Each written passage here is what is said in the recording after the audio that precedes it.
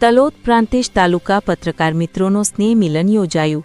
વર્ષ 2025ની વિદાયની ગણતરીના દિવસો બાકી છે ત્યારે દીપાવલી બાદ નૂતન વર્ષનો તલોદ પ્રાંતિજ તાલુકા પત્રકાર મિત્રોનો સ્નેહ મિલન કાર્યક્રમ આજે તલોદની નીલકંઠ હોટલમાં આયોજિત।